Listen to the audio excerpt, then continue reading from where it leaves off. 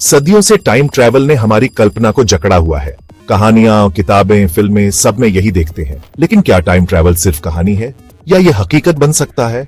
Scientist इसका पता लगाने में जी जान से लगे हैं। टाइम ट्रैवल का आइडिया कोई नया नहीं है। पुराने जमाने की कहानियों में इसके बारे में बताया गया है। महाभारत में राजा ककुदमी की कहानी है। वो अपनी बेटी के लिए योग्य वर ढूंढना चाहते थे।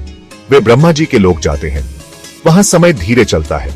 जब वे धरती पर लौटते हैं तो हजारों साल बीत चुके होते हैं।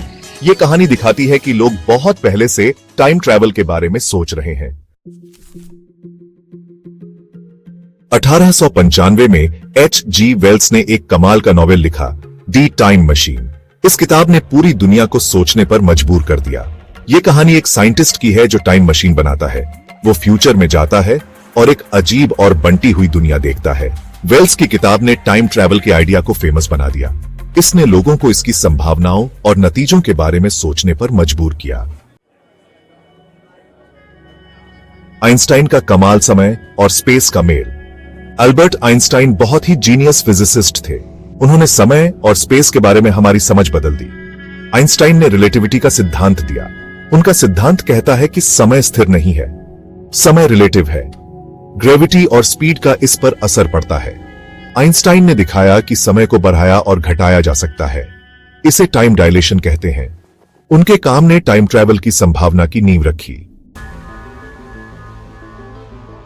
समय का निशान, जीपीएस से लेकर ब्रह्मांड तक। जीपीएस या ग्लोबल पोजिशनिंग सिस्टम हमारे रोजमर्रा के जीवन का एक महत्वपूर्ण हिस्सा बन गया है। यह हमें न केवल हमारी स्थिति बताता है, बल्कि हमें दिशा निर्देश भी देता है और हमारे समय को भी सिंक्रोनाइज करता है। आइंस्टाइन के सिद्धांतों के असली दुनिया में उपयोग है, जैसे कि जीपीएस सैटेलाइट। आइंस्टाइन के सापेक्षता के सिद्धांत ने यह समझने में मदद की कि समय और स्थान कैसे काम करते हैं। ये धरती के चारों ओर बहुत तेजी से घूमते हैं। ये सैटेलाइट्स पृथ्वी के चारों ओर लगभग 20,000 किलोमीटर प्रति घंटे की गति से घूमते हैं और यह गति समय को प्रभावित करती है।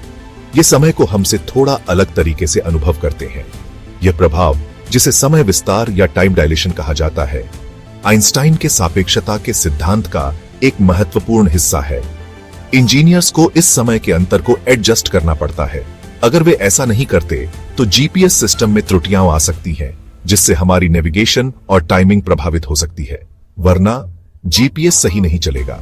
यह दिखाता है कि कैसे विज्ञान और तकनीक एक साथ काम करते हैं ताकि हमारे जीवन को सुचारू रूप से चलाया जा सके। यह साबित करता है कि आइंस्टाइन के टाइम डायलेशन के विचार सही हैं। उनके सिद्धांतों ने न केवल हमारे ब्रह्मांड को समझने में मदद की है, बल्कि हमारी तकनीकी प्रगति में भी महत्वपूर्ण भूमिका निभाई है। सर्न के साइंटिस्ट भी कमाल का काम कर रहे हैं। वे ब्रह्मांड के रहस्यों को सुलझाने के लिए अत्याधुनिक तकनीकों का उपयोग कर रहे हैं। सर्न में एक लार्ज हैड्रॉन कोलाइडर है। यह दुनिया का सबसे बड़ा और सबसे शक्तिशाली पार्टिकल एक्सेलरेटर है। यह एक बहुत बड़ा पार्टिकल एक्सेलरेटर है। इसमें वैज्ञानिक प्रोटॉनों को लगभग प्रकाश की गति से टकराते हैं। साइंटिस्ट इसका इस्तेमाल यूनिवर्स के बेसिक बिल्डिंग ब्लॉक्स को समझने के लिए करते हैं। वे यह जानने की कोशिश कर रहे हैं कि ब्रह्मांड कैसे बना और इसके मूलभूत कण क्या हैं। वे बिग बैंग के हालात को फिर से बनाने की कोशिश कर रहे हैं। यह उन्हें ब्रह्मांड की उत्पत्ति और विकास के बारे में महत्वपूर्ण जानकारी प्रदान करता है। ऐसा करके वे समय की असली प्रकृति के बारे में और जानना चाहते हैं।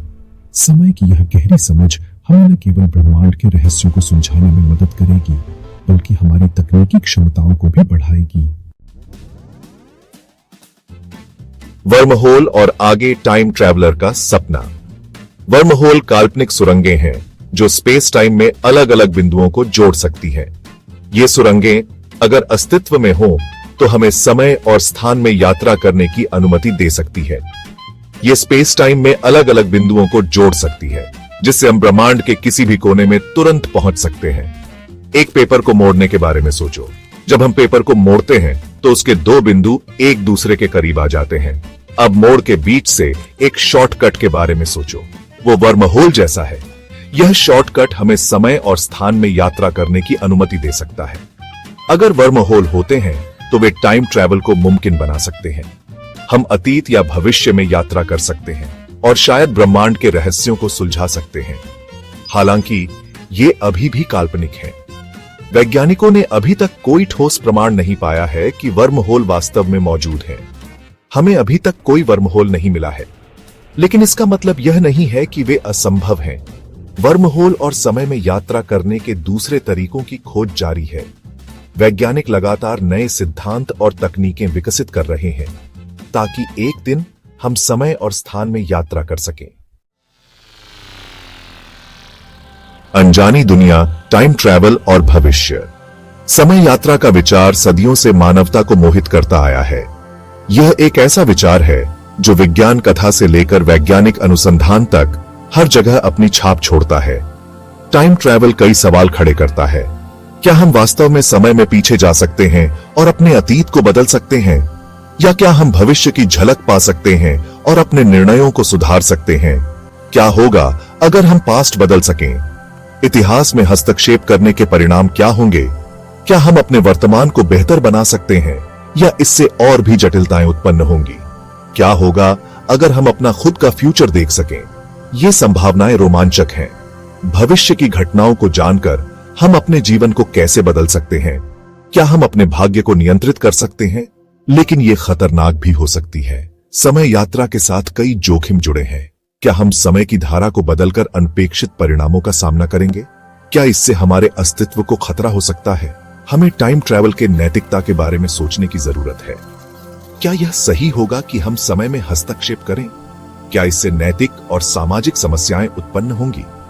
अगर हम इसे कभी हासिल करते हैं तो हमें इस टेक्नोलॉजी का जिम्मेदारी से इस्तेमाल करना होगा। वैज्ञानिकों और शोधकर्ताओं को इस पर गहन विचार करना होगा कि कैसे इसे सुरक्षित और नैतिक रूप से लागू किया जा सकता है। टाइम ट्रैवल एक रहस्य बना हुआ है। यह एक ऐसा विषय है जो हमें सोचने पर मजबूर करता है और हमारी कल्पना को उड़ान देता है। लेकिन ये एक ऐसा रहस्य है जो हमें हमेशा आकर्षित करता रहेगा। वैज्ञानिक और आम लोग दोनों ही इस विचार से मोहित हैं और इसके संभावनाओं की खोज में लगे रहते हैं। शायद एक दिन हम समय के राज खोल देंगे और भूतकाल या भविष्य की यात्रा करेंगे। तब तक समय यात्रा का विचार हमें प्रेरित करता रहेगा और हमें